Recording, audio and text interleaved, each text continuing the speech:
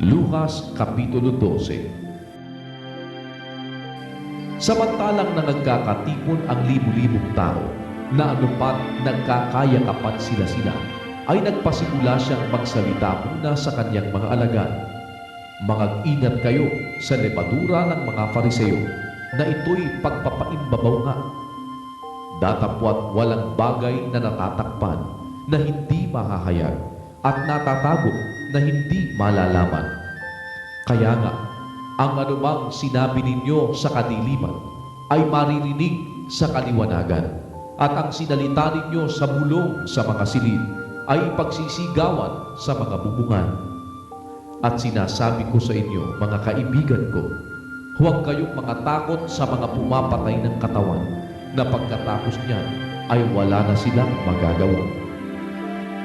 Datapwat ipinagpapauna ko sa inyo kung sino ang inyong katatakutan. Katakutan ninyo yaong pagkatapos na pumatay ay may kapangyarihang magbulid sa impyerno. Tunay, sinasabi ko sa inyo, siya ninyong katakutan. Hindi baga ipinagbibili ang 5 maya sa 2 beles, at isa man sa kanila ay hindi nalilimutan sa paningin ng Diyos?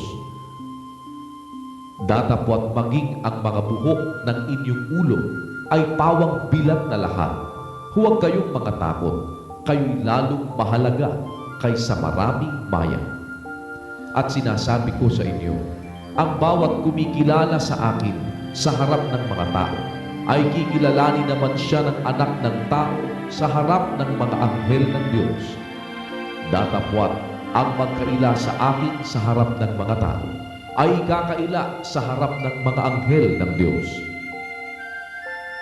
Ang bawat magsalita ng salitang laban sa anak ng tao ay patatawarin, ngunit ang magsalita ng kapusungan laban sa Espiritu Santo ay hindi patatawarin. At pagka kayo'y dadalhin sa harap ng mga sinagoga at sa mga pinuno at sa mga may kapamahalaan, ay huwag kayong mga balisa kung paano o ano ang inyong isasagot o kung ano ang inyong sasabihin. Sapagkat ituturo sa inyo ng Espiritu Santo sa oras din yaon ang inyong dapat sabihin. At sinabi sa kanya ng isa sa karamihan, Guro, iutos mo sa aking kapatid na bahaginan ako ng mana. Datapwat sinabi niya sa kanya, Lalaki, sino ang gumawa sa aking hukom o tagapamahagi sa inyo? At sinabi niya sa kanila, Mangagmasid kayo at kayo'y mag-ingat sa lahat ng kasakiman, sapagkat ang buhay ng tao ay hindi sa kasaganaan ng mga bagay na tinatangkilik niya. At nagsaysay siya sa kanila ng isang talinhaga na sinasabi, ang lupa ng isang taong mayaman ay namumunga ng sagana. At iniisip niya sa sarili na sinasabi, ano ang gagawin ko sapagkat wala akong mapaglalagyan ng aking mga inaning bunga?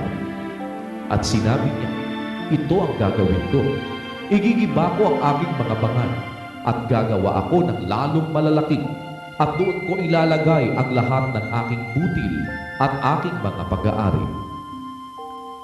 At sasabihin ko sa aking kaluluwa, Kaluluwa, marami ka ng pag-aaring nakakabalig para sa maraming taon. Magpahingalay ka, kumain ka, uminom ka, matuwa ka. Datapwat sinabi sa kanya ng Diyos, Ikaw na halik, hihingin sa iyo sa gabing ito ang iyong kaluluwa, at ang mga bagay na inihanda mo ay mapapasa kanino kaya? Gayon nga, ang nagpapakayaman sa ganang kanyang sarili at hindi mayaman sa Diyos. At sinabi niya sa kanyang mga alagad, Kaya nga, sinasabi ko sa inyo, huwag kayong mga balisa sa inyong pamumuhay, kung ano ang inyong kakanin, kahit sa inyong katawan, kung ano ang inyong daramtin. Sapagkat ang buhay ay higit kaysa pagkain, at ang katawan kaysa damit. Wariin ninyo ang mga uwak na hindi sila nangaghahasik, ni nagsisigapas man, na walang bangan ni kamaling man, at sila'y pinakakain ng Diyos. Gaano ang kahigtan ng kahalagahan ninyo kaysa mga ibon? At sino sa inyo ang sa pagkabalisa ay makapagdaragdag ng isang siko sa sukat ng kanyang buhay? Kung hindi nga ninyo magawa kahit ang lalong maliit, bakit nangababalisa kayo tungkol sa mga ibang bagay? Wariin ninyo ang mga liryo, kung paano silang nagsisilaki, hindi nagpapagal o nagsusulid man. Gayon may sinasabi ko sa inyo, kahit si Salomon man sa buong kaluwalhatian niya ay hindi nakapaggayak na gaya ng isa sa mga ito. Ngunit kung pinararamta ng Diyos ng ganito ang damo sa parang na ngayon ay buhay at sa kinabukasan ay iginagatong sa kalan, gaano pa kaya kayo na di niya pararamtan? O kayong mga kakaunti ang pananampalataya? At huwag ninyong pagsikapan kung ano ang inyong kakanin at kung ano ang inyong iinumin, o huwag man kayo'y mapag-alinglangang pag-iisip. Sapagkat ang lahat ng mga bagay na ito ay siyang pinaghahanap ng mga bansa sa sanlibutan. Datapwat kalastas ng inyong Ama na inyong kinakailangan ang mga bagay na ito. Gayon may hanapin ninyo ang kanyang kaharian at idaragdag sa inyo ang mga bagay na ito. Huwag kayong mga takot, munting kawan, sapagkat nakalulugod na mainam sa inyong Ama ang sa inyo'y ibigay ang kaharian. Ipagbili ninyo ang inyong mga tinatangkilik at kayo'y mga glimos. Magsigawa kayo sa ganang inyo ng mga supot na hindi nangaluluma, isang kayamanan sa langit na hindi nagkukulang, na do'y hindi lumalapit ang magnanakaw o naniniraman ang tanga. Sapagkat kung saan naroroon ang inyong kayamanan, ay doroon naman ang inyong puso. Bigkisan ninyo ang inyong mga baywang at paningasan ang inyong mga ilawan. At magsitulad kayo sa mga taong nangaghihintay sa kanilang Panginoon kung siya'y bumalik na galing sa kasalan, upang kung siya'y dumating at tumuktok, pagdakay mabuksan nila siya. Mapapalad yung mga alipin na kung dumating ang Panginoon ay marat ng nangagpupuyat.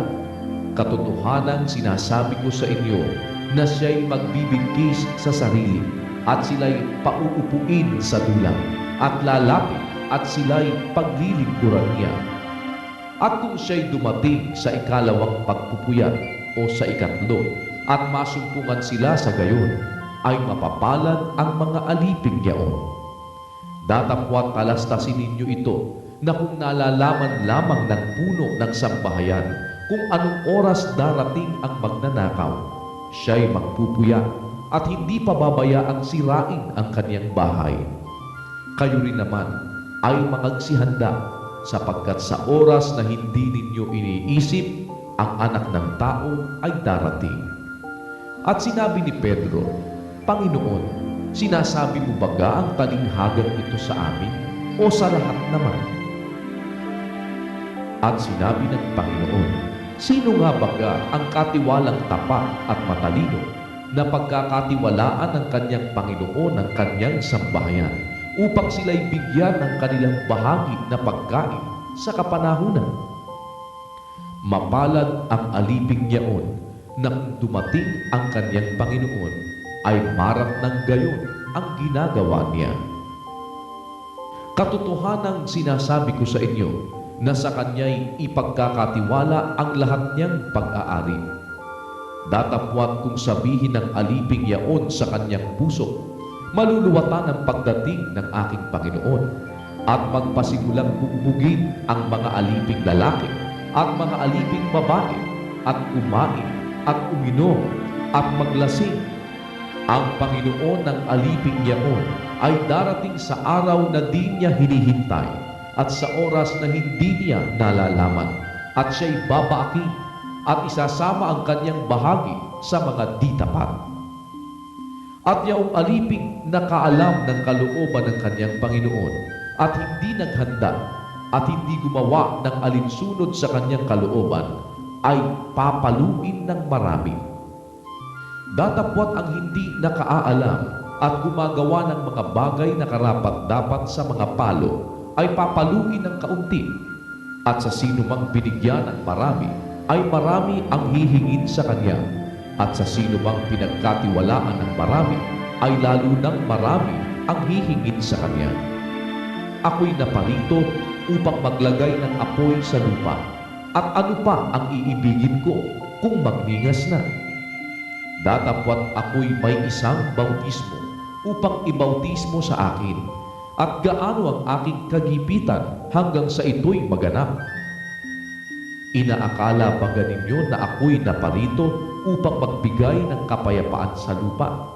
Sinasabi ko sa inyo, hindi, kundi bagkus pagkakabahabahagi. Sapagkat mula ngayon ay magkakabahabahagi ang 5 sa isang bahay, 3 laban sa 2, at 2 laban sa 3. Sila'y magkakabahabahagi, ang ama'y laban sa anak na lalaki, at ang anak na lalaki ay laban sa ama, ang ina'y laban sa anak na babae, at ang anak na babae ay laban sa kanyang ina.